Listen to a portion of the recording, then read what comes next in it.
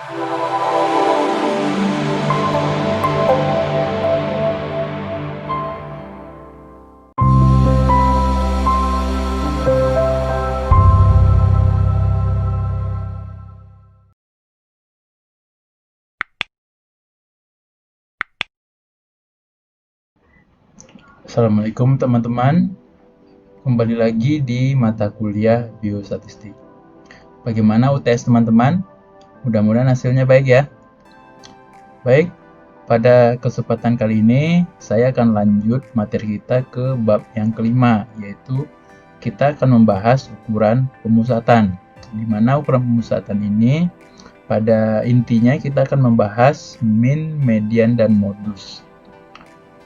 Baik, ukuran pemusatan data itu adalah suatu nilai tunggal yang mewakili suatu kumpulan data yang menunjukkan karakteristik dari kumpulan data tersebut. Jadi kalau kita analogikan, ukuran pemusatan ini adalah data yang tersebar ya, atau data yang banyak ya, yang bermacam-macam, kemudian kita cari persamaannya, kita pusatkan, makanya namanya adalah ukuran pemusatan. Nah, ya, jadi ukuran pemusatan dia menunjukkan pusat dari berbagai macam sebaran nilai data. Jadi bisa kita ibaratkan bahwa nilai yang tersebar kemudian dicari persamaannya atau pemusatannya. Itu disebut dengan ukuran pemusatan. Nah, ukuran pemusatan ini terdiri dari rata-rata ya, atau bahasanya juga, disebut juga dengan min ya, kemudian median, modus, rata-rata ukur, dan rata-rata harmonis. Nah, pada kesempatan kali ini kita akan membahas yang pertama, yaitu rata-rata hitung ya, atau min. Nah, apa itu min ya, atau rata-rata hitung ya? Min adalah nilai yang mewakili himpunan atau sekelompok data ya.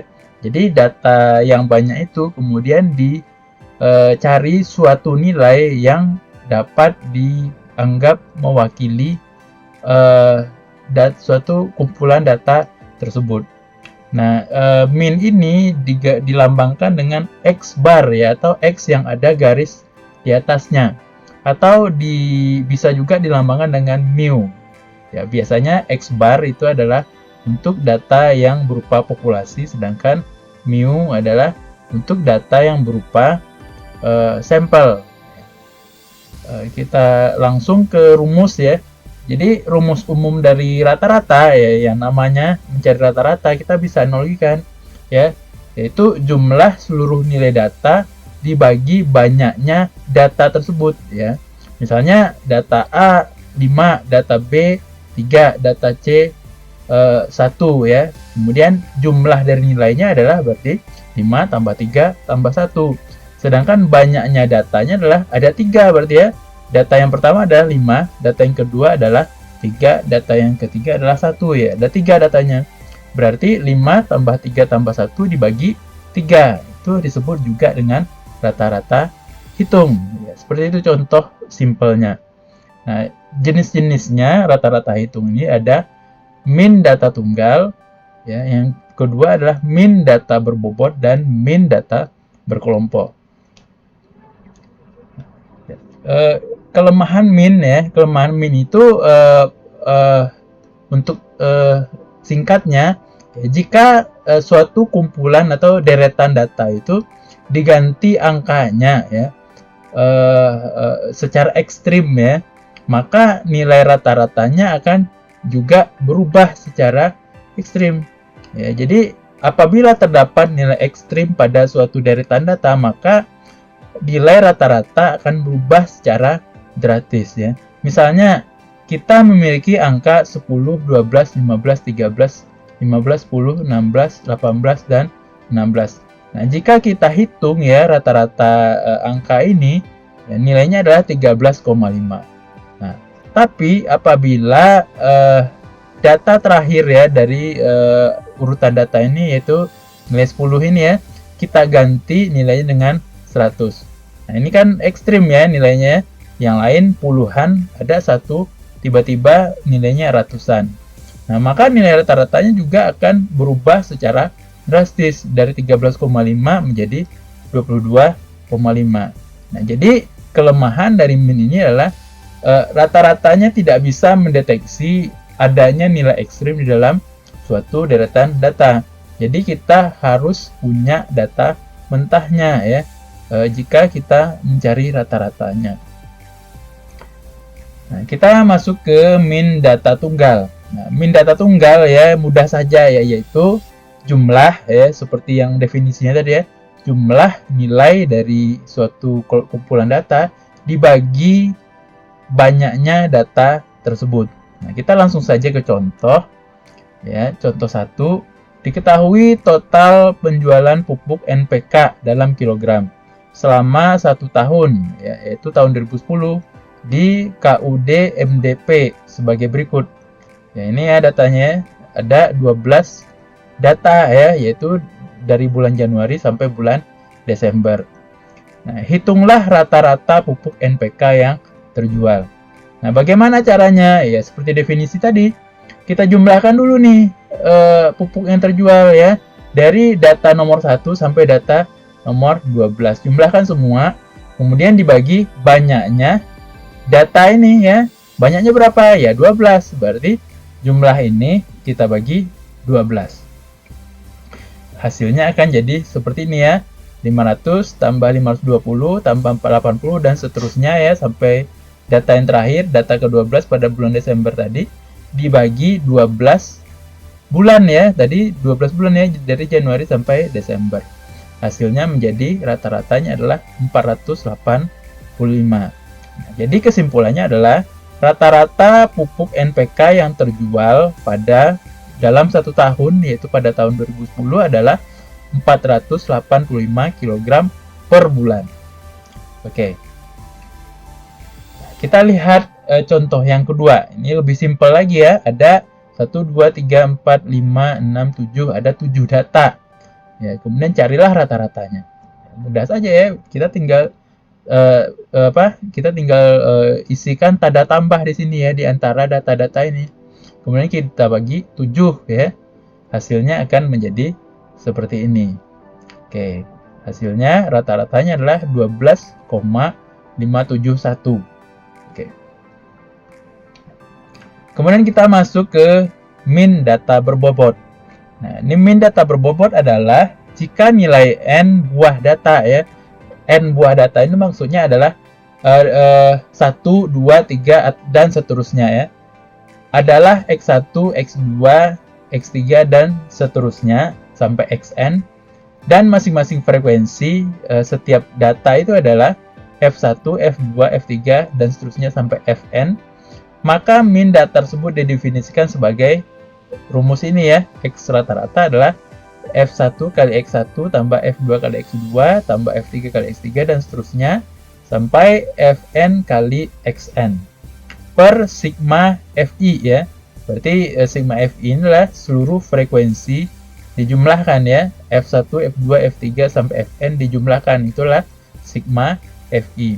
Atau sama dengan sigma Fi kali Xi per sigma Fi. Nah, intinya adalah bedanya dengan min data tunggal tadi adalah kalau min data tunggal tidak dikalikan frekuensinya ya, datanya tidak dikalikan frekuensi. Sedangkan min data berbobot, datanya ya, Xi-nya dikali Fi ya, dikalikan frekuensinya. Oke, kita lihat contoh. Berikut ini adalah tabel penjualan 10 buah kios pakaian pada minggu pertama bulan Januari 2010. Nah, ada 4 jumlah kiosnya. Ini jumlah kios ya, ini jumlah pakaian yang terjual. Jumlah pakaian terjual 70. Kios yang menjual 70 pakaian ada 2 kios. Jumlah pakaian terjual 80. Kios yang menjual 80 pakaian ada 3. Jumlah pakaian terjual 90. Jumlah kios yang menjual 90 ada 4. Yang menjual 100 hanya 1 kios. Tentukanlah rata-rata penjualan dari kios ini ya. Ya, gampang aja ya, kita kalikan dulu Xi-nya dikali Fi-nya. 70 kali 2 140 ya. 80 kali 3 menjadi 240 dan seterusnya. Kemudian kita bagi ya, kita jumlahkan ya, kemudian kita bagi jumlah frekuensi ini ya, berarti bagi 2 tambah 3 tambah 4 tambah 1, yaitu 5 tambah 4 tambah 1, yaitu 10 ya. Berarti hasil perkalian ini, jumlah hasil perkalian ini ya, XI kali FI dibagi 10. Hasilnya akan menjadi, nah ini ya, supaya lebih mudah kita bikin tabel bantu seperti ini dulu ya, biar nanti kita hanya mencari sigmanya saja ya, kita hanya ambil sigmanya saja untuk dimasukkan dalam rumus. Nah, jadi hasilnya adalah seperti ini. Sigma FI XI kali FI ya 840 per 10 seperti ini.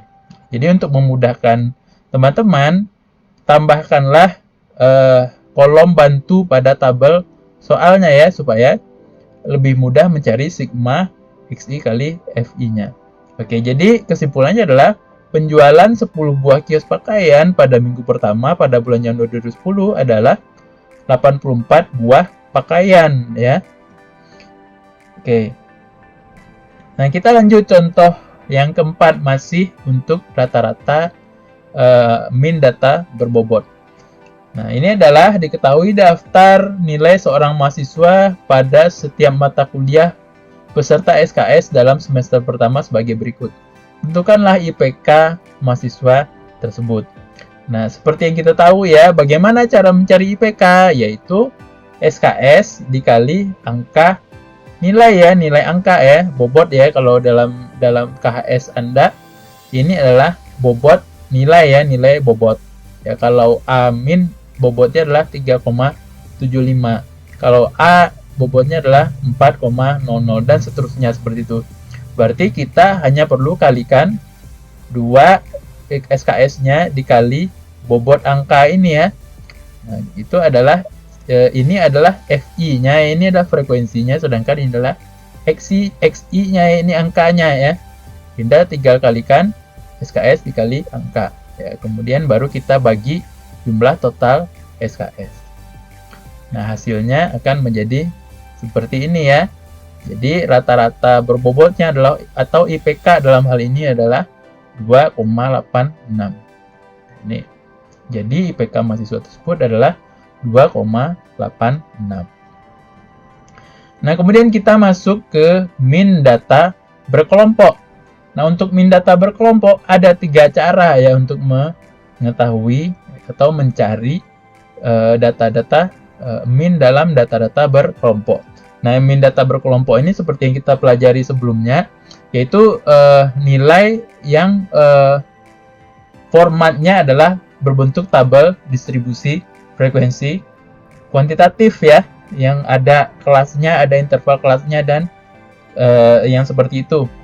Nah, ada 3 rumus ya, rumus sigma, rumus coding, dan rumus duga, di mana rumus sigma adalah sigma FI kali XI per FI, di mana untuk XI pada rumus sigma bukan nilai datanya ya, karena kalau dalam distribusi frekuensi itu kita tidak bisa tahu nilai tepatnya suatu data kecuali kita punya data mentahnya.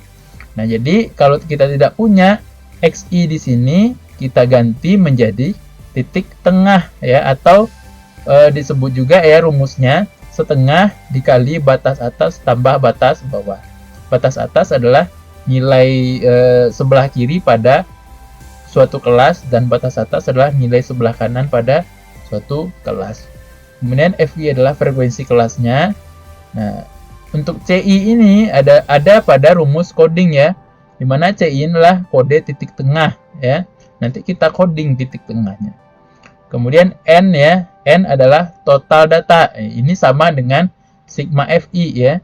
Jadi frekuensi dijumlahkan semuanya itu sama dengan N. Kemudian I adalah interval kelas atau panjang kelas. Sedangkan X0 adalah titik tengah pada frekuensi terbesar. Nah, ini dipakai pada rumus coding dan rumus rata-rata duga. Sedangkan DI ya pada rumus rata-rata duga ini adalah XI kurang X0 ya, yaitu titik tengah pada suatu kelas dikurangi titik tengah pada frekuensi terbesar. Oke, kita mulai dengan contoh 5 ya. Nah, ini untuk contoh 5 ini kita cari dengan ketiga rumus tadi. Ya. Apa bedanya? Apakah sama? Apakah berbeda?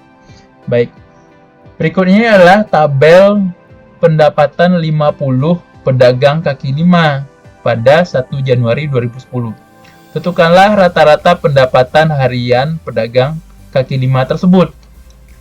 Nah, seperti saya jelaskan tadi ya, bahwa ini tabelnya adalah berupa tabel distribusi frekuensi kuantitatif ya, yang ada ranknya ini ya, panjang kelas seperti ini ya, 1 sampai 5, 6 sampai 10 dan seterusnya. Nah, dan ada frekuensinya. Nah, kita mulai dengan rumus sigma. Nah, rumus sigma karena data yang diberikan hanya data kelasnya ya dan data frekuensinya, maka pada rumus sigma ini kita perlu XI ya dan FI kali XI. Nah, kita perlu cari dulu XI-nya. Bagaimana cara mencarinya? Yaitu setengah dikali batas bawah ya ditambah batas atas ya. Setengah kali 1 tambah 5 itu setengah kali 6 yaitu 3. Setengah kali 6 ditambah 10 itu 18 dan seterusnya seperti itu. Maka didapatkan nilai XI-nya. Kemudian kita tinggal kalikan FI dikali XI ya. Kalau kelas pertama FI-nya sama dengan 6 ya, frekuensinya sama dengan 6, XI-nya sama dengan 3. 6 kali 3 18. Nah, begitu seterusnya. Kemudian kita jumlahkan FI kali XI-nya ya. Didapatkan 585. Kemudian kita jumlahkan juga FI-nya yaitu 50. Baru kita tinggal bagi sigma FI kali XI per sigma FI-nya yaitu 585 per 50. Didapatkan rata-ratanya adalah 11,7. Jadi penghasilan rata-rata pedagang adalah 11,7 dalam puluhan ribu rupiah tadi soalnya ya, yaitu 117.000 rupiah. Oke. Kemudian kita masuk ke rumus coding. Nah, bagaimana caranya dengan rumus coding ini? Nah, yang pertama tadi kita ada rumusnya CI ya. CI ini adalah kodenya dan X0. X0 adalah nilai tengah pada frekuensi yang terbesar tadi ya. Frekuensi terbesar mana? 20 ya. Ini sudah ditandai ya, 20 frekuensi terbesar. Nilai tengahnya berapa? 8. Berarti 8 sama dengan X0. Nah, bagaimana cara memberi kodenya ya, memberi codingnya? Nah, yang pertama aturannya adalah XI pada frekuensi terbesar diberi kode 0. Kemudian kelas setelahnya dikurangi 1 ya. Dikurangi 1 dari kode pada X0 ya. Berarti untuk kelas yang sebelumnya adalah -1 ya. Karena X0-nya berada pada kelas kedua, maka kelas pertama adalah -1. Kelas sebelumnya tidak ada lagi, berarti stop sampai di sini untuk pengurangan. Kemudian kelas setelah X0 diberi kode 0 ditambah 1. Yang setelahnya ditambahkan jarak antara X0 dengan kelas tersebut.